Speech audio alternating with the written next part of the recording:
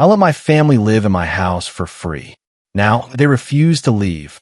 Before we begin the story, take a moment to support us by liking, sharing, and subscribing. Your support means the world to our channel and helps us spread more shocking true stories to light. Now, let's get started. My name is Vanessa, though most people just call me Nessa.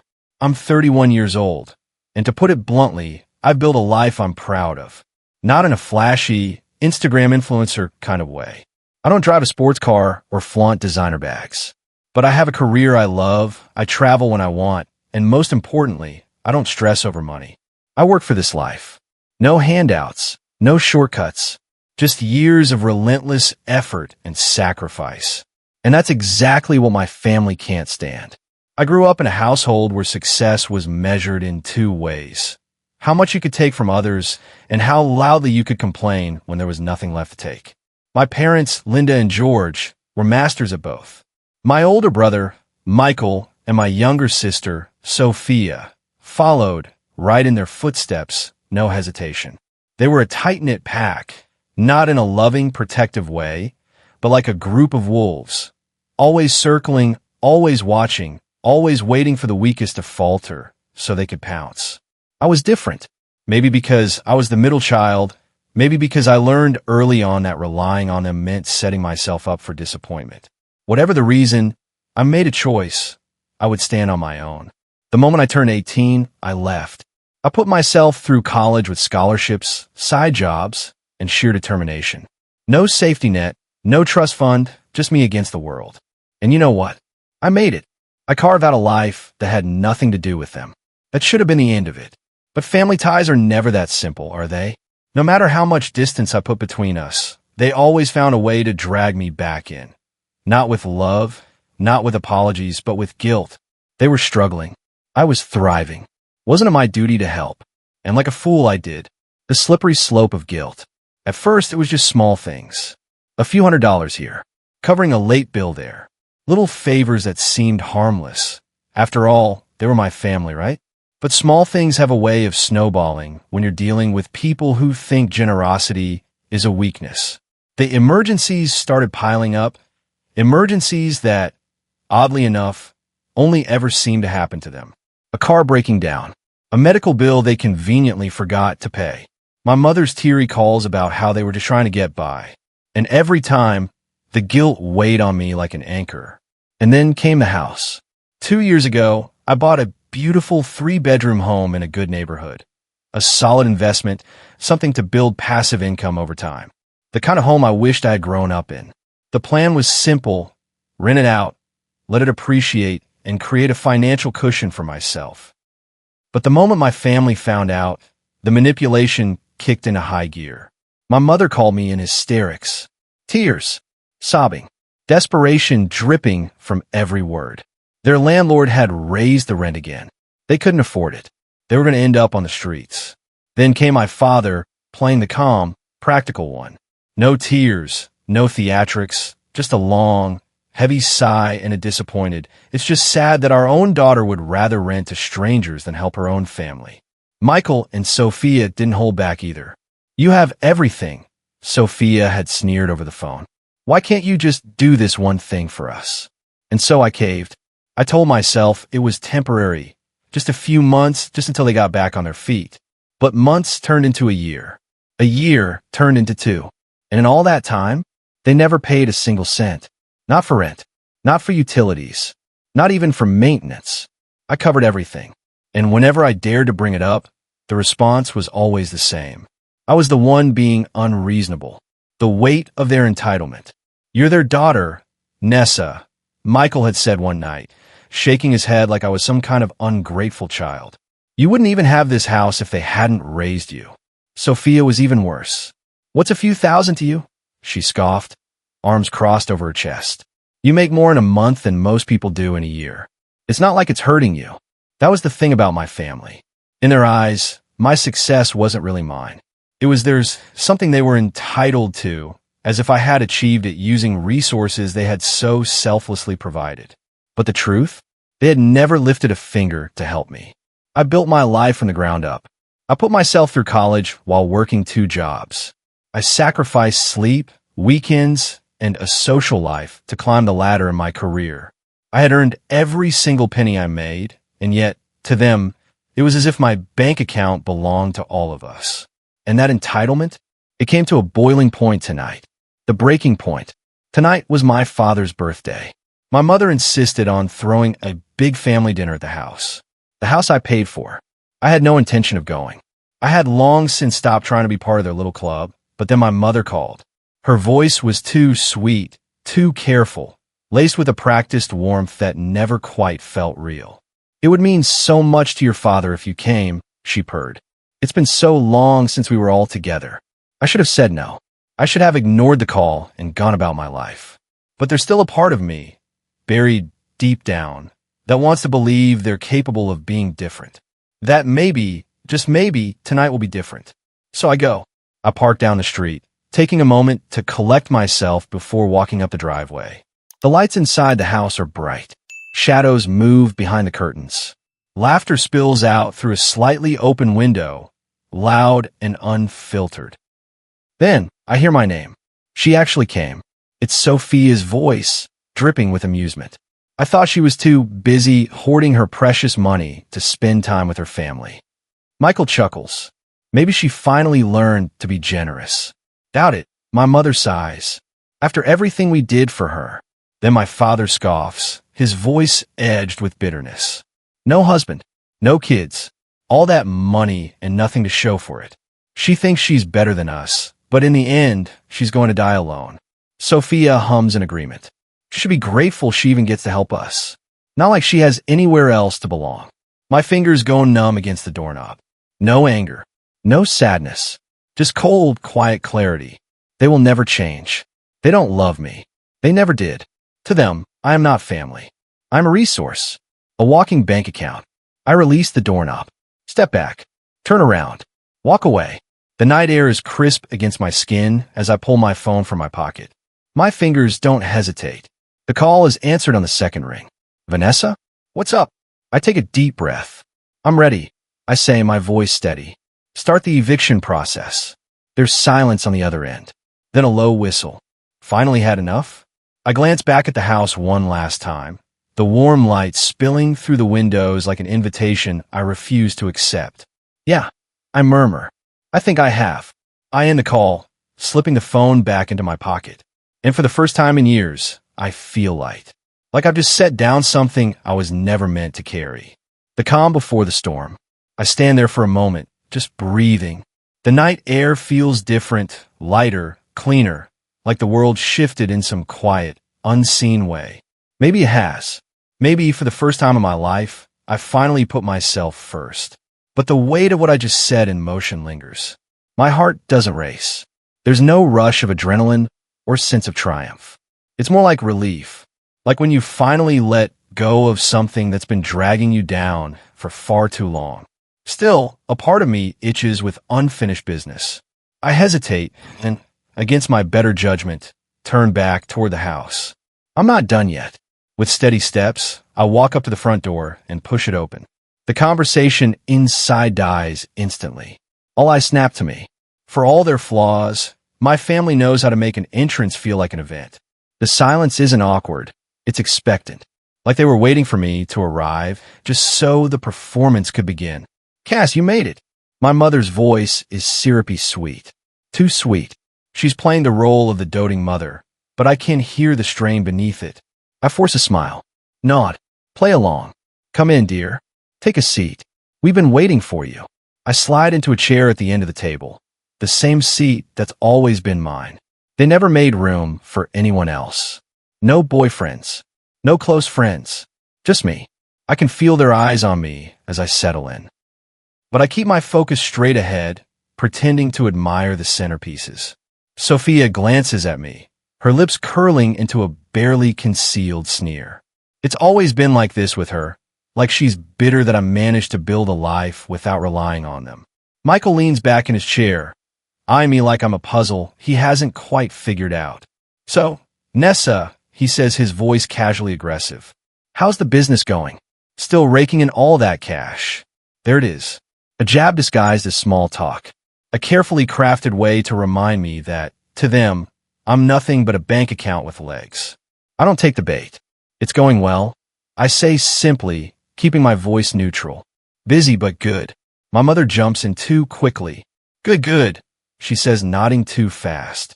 We were actually wondering how much longer we can stay in this place. We don't want to overstay our welcome, of course. The words hang in the air, and I almost laugh. They really think I'm that naive?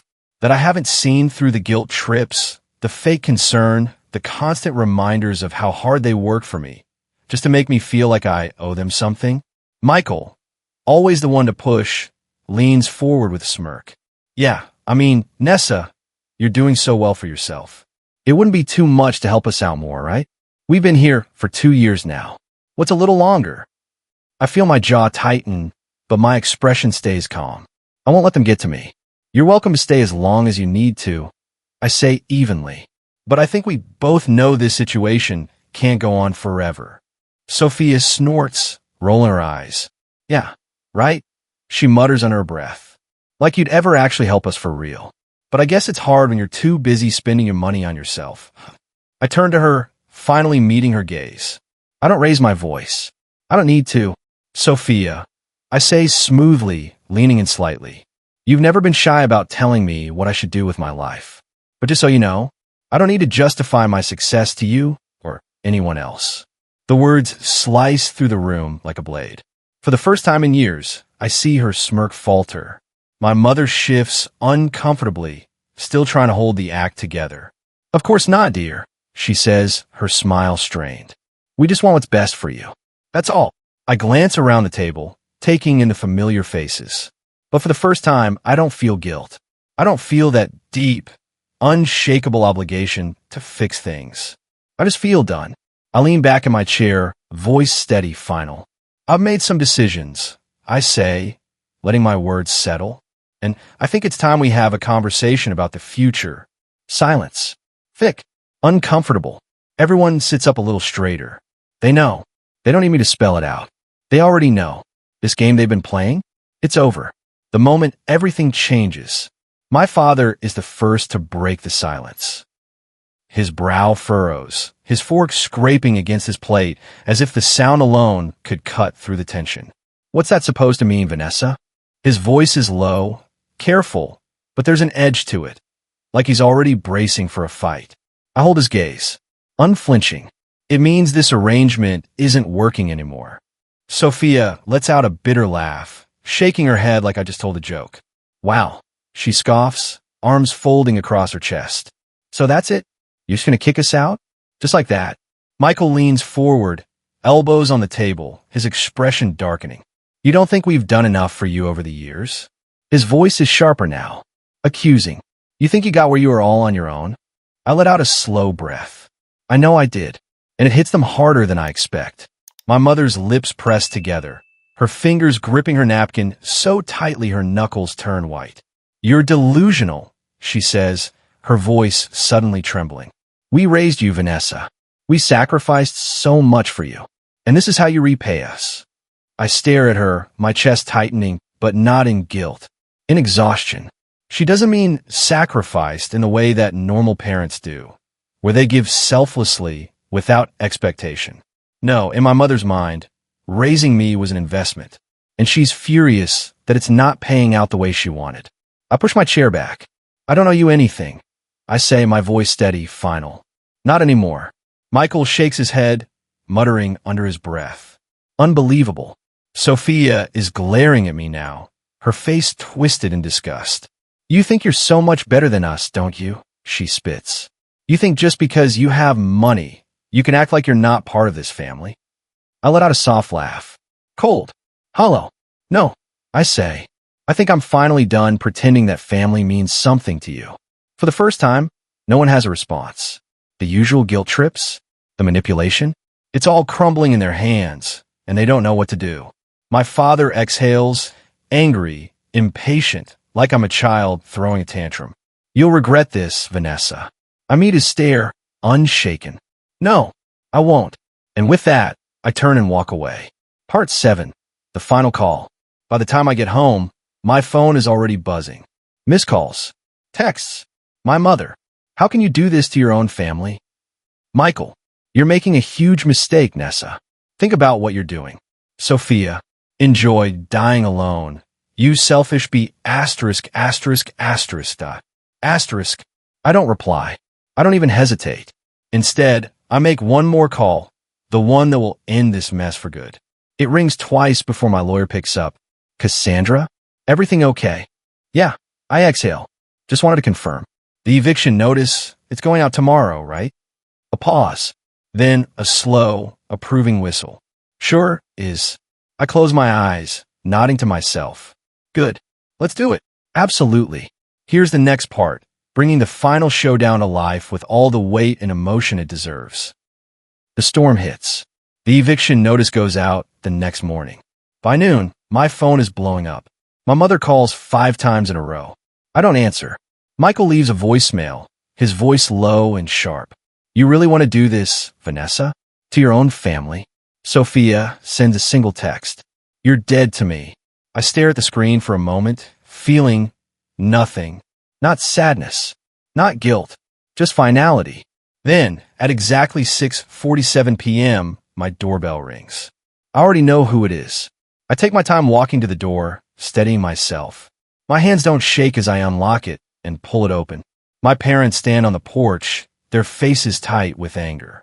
Michael and Sophia are just behind them, arms crossed, their gazes burning holes through me. Are you serious? My mother's voice is shrill, shaking. An eviction notice, Vanessa? I lean against the doorframe, arms crossed. I gave you 2 years. You gave me nothing in return. Nothing. My father scoffs, stepping forward. We gave you a roof over your head. We raised you, and now you're throwing us out like we're strangers.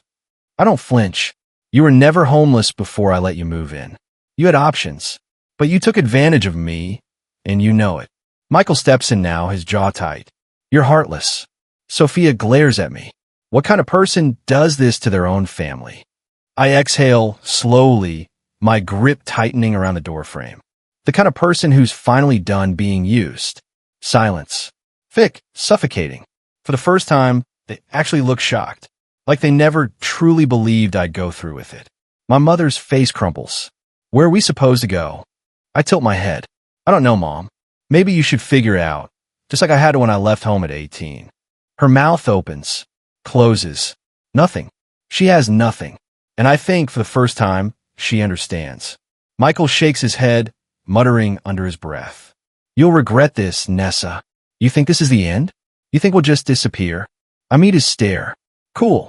Unshaken. I don't care what you do. Just do it somewhere else. Sophia lets out a bitter laugh, grabbing my mother's arm. Let's go. She's made it clear she doesn't give a damn about us. They turn away, storming off, muttering, furious. But my father lingers for a second longer. His eyes bore into mine, filled with something that almost looks like betrayal. You'll regret this, he says again, softer this time. I nod, stepping back inside. Maybe, I say, but I don't think so. And with that, I close the door. The aftermath. The following weeks feel surreal. The house is quiet now. No more calls. No more unexpected visits. No more guilt-laden messages about how I've destroyed the family. The movers came and went. The house is mine again. But the strangest part? The silence. I hadn't realized how much noise they brought into my life. How much weight I had been carrying until it was finally gone. At first, I kept waiting for the guilt to creep in. For regret to hit me in the middle of the night. But it never did. Instead, there's only peace. For the first time in years, I can breathe. I get final text from my father a week later. You'll come crawling back. You'll see. I stare at it for a moment. Then, without hesitation, I delete it. The realization. People always say family is everything. That no matter what happens, you should always forgive. Always make it work. But here's the truth. Family is not an excuse.